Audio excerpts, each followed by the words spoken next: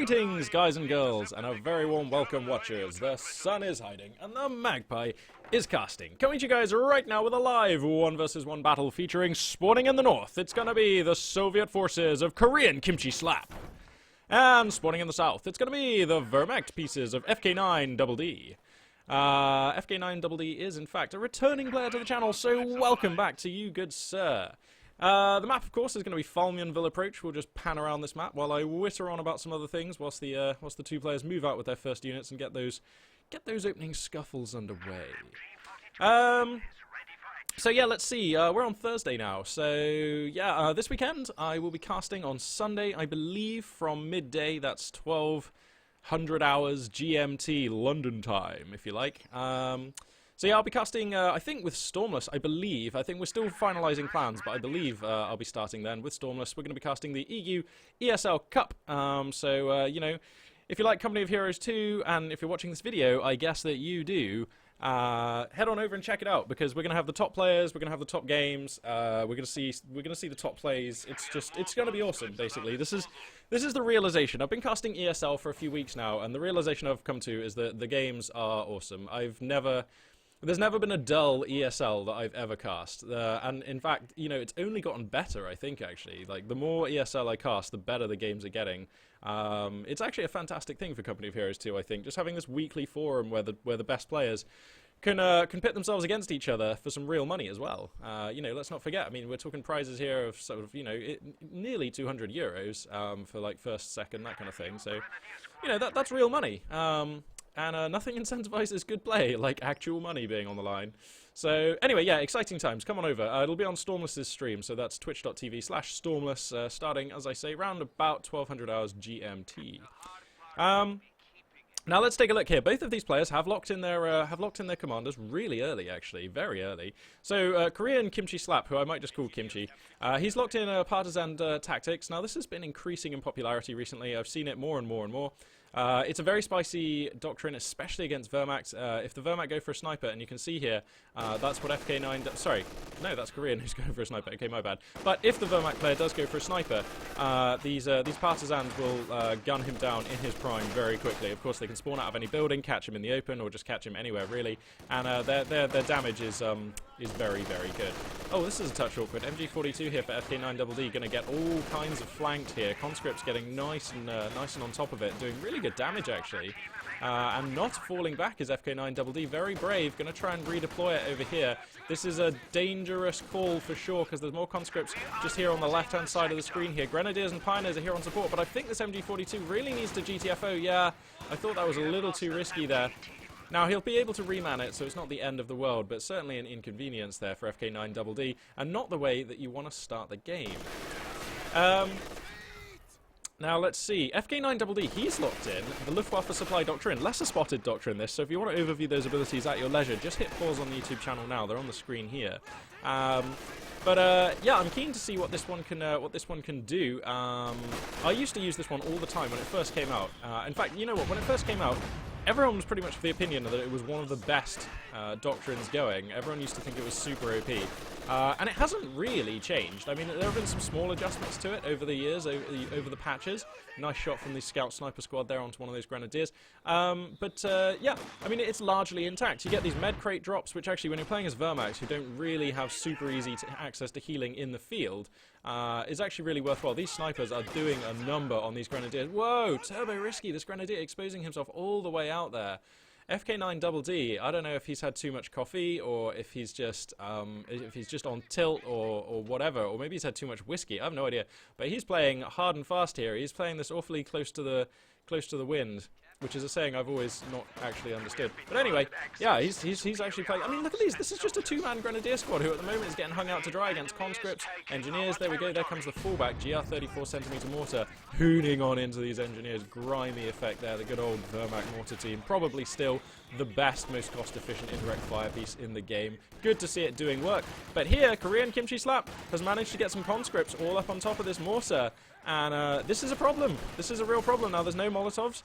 Yeah, no, there are no Molotovs. Molotovs are super rare these days. And the MG42 does have the mortar covered. But this is going to allow these conscripts to get up on top of the MG42. And they're going to have to fall back. The snipers have been picking that MG down. So that's going to have to get out of there. And FK9DD's position here becoming increasingly compacted. Look at the minimap. A lot of his units right now are either falling back or reinforcing at base. He does have the healing bunker, so that's a good thing. But if you look at the minimap, you can see, in fact, let me crack the tack, and you can see even better. You can see the Soviet forces are fanning out nicely, containing the Axis forces, taking efficient fights, and that is the sign of victorious play.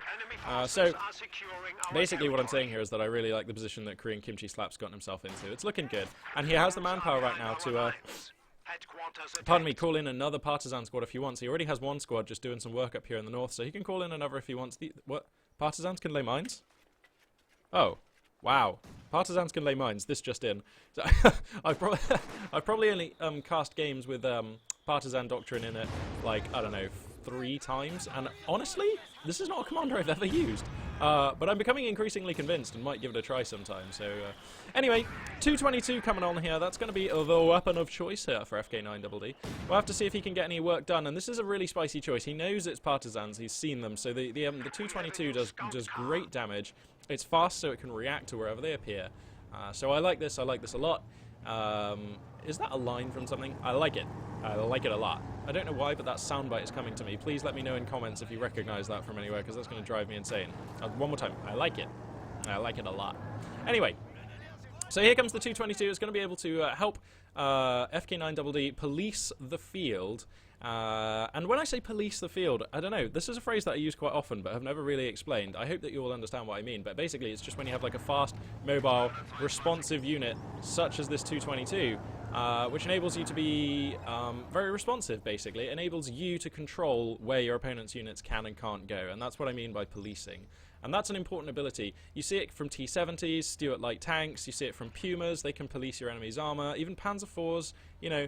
These are all units with good policing ability. Anyway, we've got a second 222. Woo, interesting. Doppels 222. Das ist sehr interessant. I'm not sure how well this is going to work out, but for now, quite well, because if you look at the army here for KoreanKimchiSlap, he doesn't have much in the way of hard AT. He does have those AT grenades research, which is going to serve him well. Do regular Partisans have access to those? Nope, so just the tank hunting Partisans. Okay. So, yeah, that's pretty spicy. He's got an LMG-42 on one of his Grenadier squads. That's going to serve him well against conscripts and Partisans, so I like that too. The GR-34 up to 1 star of veterancy. That's pretty spicy. Yeah, it's been getting pretty good hits most of this game. I still haven't seen him use anything yet out of this Luftwaffe Ground Forces Supply Doctrine guy. That's not his... It's Luftwaffe Supply. I'm getting it confused with the Overcommand guy who's Luftwaffe Ground Forces. You combine them two into like one Uber Commander who has like Luftwaffe Ground Forces Support Doctrine. That would be OP as hell. Anyway, snipers here are going to set up a good fight. These grenadiers are actually getting pretty badly flanked. I'm going to rotate the camera here so we can catch all of the relevant units in the field here. This 222 being very, very shy at the moment. He knows the snipers are there. I guess he doesn't want to get caught out by a Zisgun or anything like that, but the Soviet player actually doesn't have tier 2 tech. Let me just check the tech. Yeah, no, he doesn't have tier 2 tech. So he's not going to be able to build a Zisgun, and FK9DD probably knows about this, so being a bit shy there. I suppose he has to respect the fact that these damn tank-hunting Partisans can pop out, and look, they nearly got a 222 as it is, so perhaps he was right to play it cautiously. Snipers here going to get caught out just a little bit. I would have been tempted by a rifle grenade there, but that's probably because I'm a really bad player, and any player worth their salt would have moved the snipers, so I take that back completely. I don't think even I would have been tempted by a rifle grenade there, actually. MG42 finds itself back in what is basically the dream house on this map. So yeah, it's dreamy times for this MG42. It is saying screw you to these conscripts right now. And this 222 is back out on the field. Now, are there any repairs going down? No, but there are about to be repairs going down for FK9DD. So he's going to get the second 222 back out on the field soon. Engineers taking a super risky attempt to lick some flames into this MG42, and they're going to die for it. The Rock's flamethrower here gets dropped. So no more rocking out with your flamer out for these engineers. And looks like possibly the Partisans are going to get it. Ooh, that's dangerous.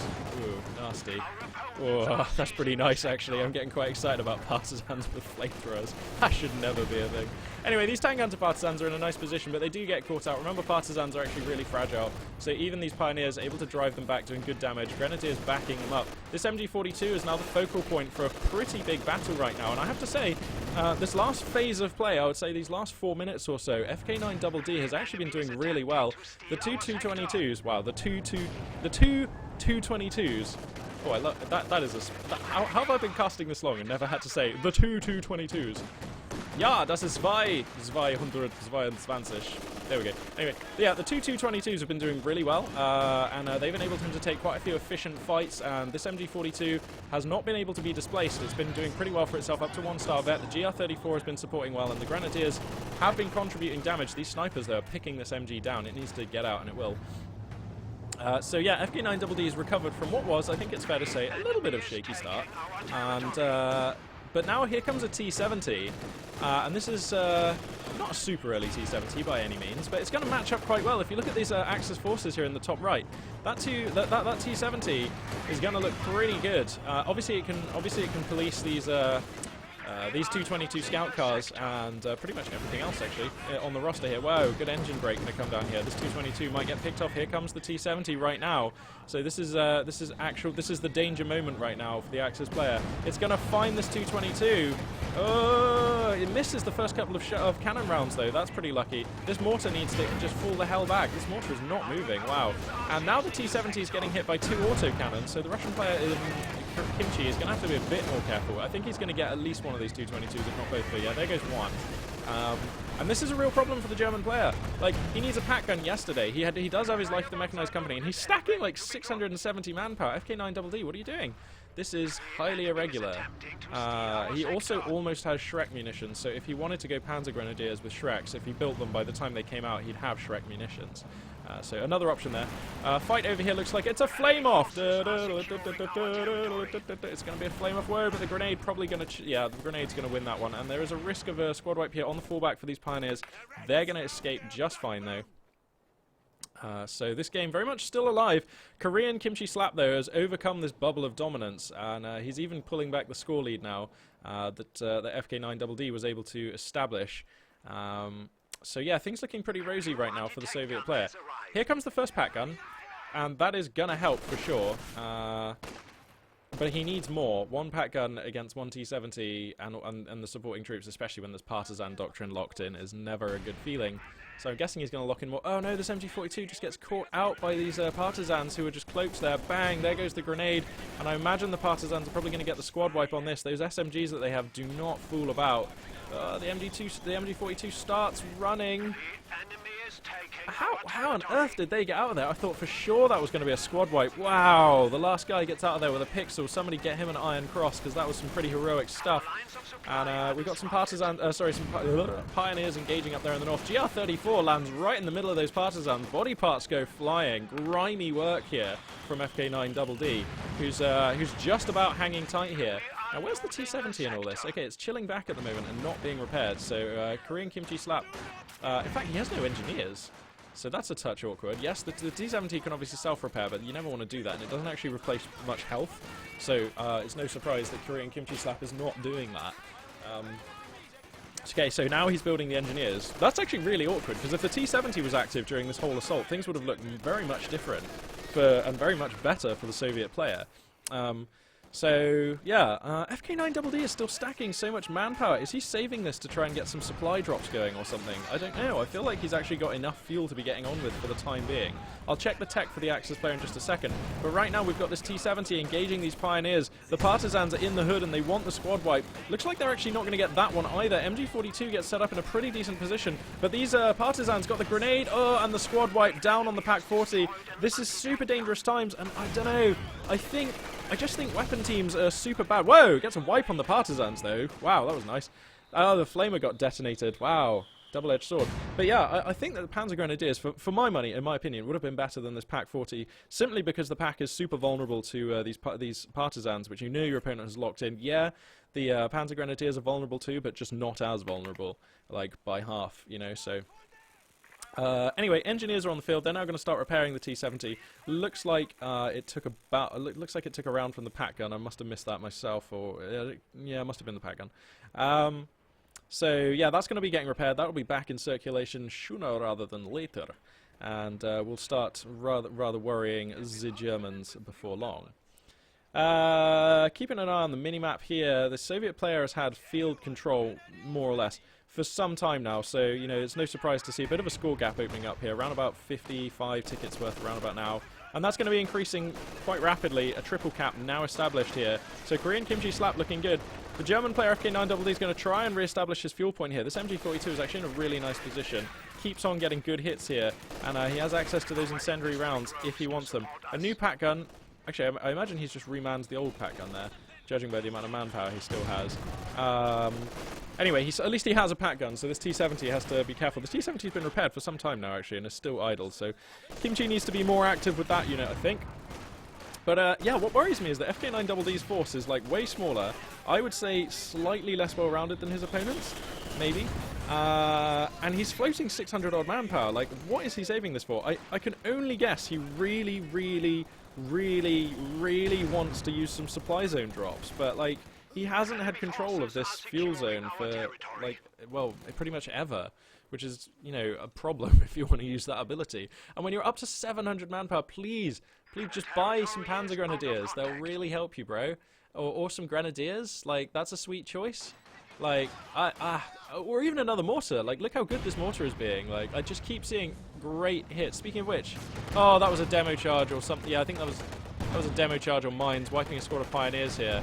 FK9DD, you can't take this manpower with you into the next game. You've got to spend it now. This T-70 actually engaging with a pack gun just straight there. He really wanted that mortar, but it was an extension too far. He trades the T-70 for the mortar. Never what you really want to be doing, but probably okay, given how far ahead KoreanKimchiSlap is. And in fact, you know what? Here comes a new T-70, so that's probably fine. Grenadier's going to recrew the mortar, though.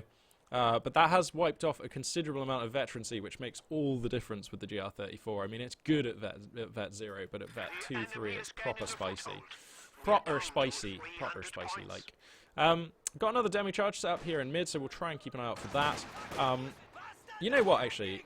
I was keeping track of the ratio of demo charges blown up to squad wipes achieved in the last ESL I was casting, and it was like 4 or 5 for 5. Like, every single demo charge resulted in a squad wipe, and so far this game, it's 1 for 1 on demo charge squad wipes, I think. Wow, that T-70 getting just instantly pulverized by this pack gun, which basically hasn't moved since it killed the last one. KoreanKimchiSlap being a bit reckless here with his units. I mean, yeah, you're ahead, buddy, but you never want to just give away your light tank for free. Whoa!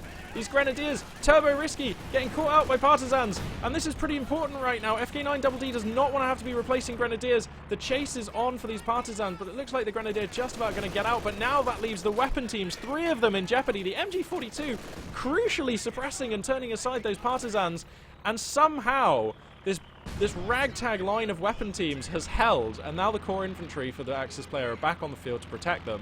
But that was a worrying moment. Here comes the supply drop, so a load of aircraft going to be buzzing around the map. He's also blazed off a reconnaissance overflight, so he has eyes on his opponent to know if he's coming for this fuel.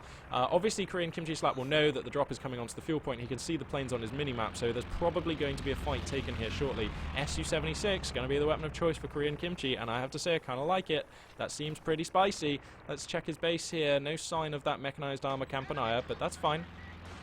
And yeah, these fuel crates, he needs to start picking them up, actually. If these pioneers need to start picking them up, like, right now. Oh, the S-mines are brutal! Holy spoons! Jeez, I think, did a mortar just detonate loads of those? Because that was just that was... He killed a squad, and, like, that was 10 conscripts he just blew up. Like, what? I feel like I missed something there. Wow, because that was sickening. Wow, KoreanKimchi just not paying attention there. Remember, S-mine fields, you can see. Like, you don't need detectors to know that they're there. You can see the little Minen signs. Minen! Minen! Achtung! Sorry, I don't know why I like saying that. Su-76, though, is going to make its presence known with a bit of a sort of a gas barrage here. I'm not sure I like this gas barrage. I mean, fair enough. Actually, you know what? If he picks off this GR34, that's turbo lucky. He really shouldn't. I don't know what this is still doing here. But, yeah, revealing your Su-76 like that, it's not the worst thing in the world. Anyway, There's that. I knew I heard a demo charge. Right, that's 2 for 2 now on squad wipes for demo charges in this game. Lovely. Anyway, Panzer IV here, going to be the weapon of choice for FK9DD. And I like that. When you look at this composition here for the Soviet player, Panzer IV is clearly going to be quite strong against this lineup. He's not going to have free reign of the field. The Su-76, the Tank Hunter Partisans and so forth are going to be able to put up quite a fight. Wow, this MG42 getting great suppression and allowing these Grenadiers to really ply their trade over here. So that's nice here for FK9DD, who's getting back on his feet, actually. He's addressing the victory point situation, which he needs to do. He finds himself right now down at 179 under the 438 of KimchiSlap.